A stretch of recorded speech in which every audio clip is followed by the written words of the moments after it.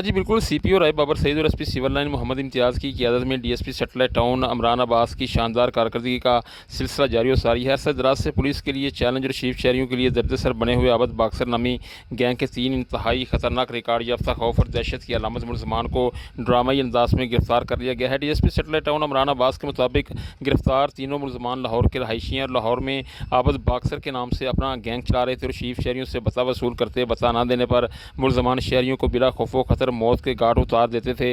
मुलज़मान लाहौर में 6 अफराद को कत्ल कर चुके हैं और अब गुजरांवाला में बत्ताखोरी और डकैती जैसे संगीन वारदातों में सरगर्म थे। चंद रोज़ कबल इन्हीं तीनों मुलज़मान ने टाइगर फोर्स के कामरान नामी लड़के को लूटने की कोशिश की और मुज़ाहमत पर इसको फायर मारकर ज़ख्मी भी कर दिया था। तीनों मुलज़मान पुलिस की हिरासत में है और इनसे मज़ीद तफ्तीश का आगाज़ कर दिया गया है। जी।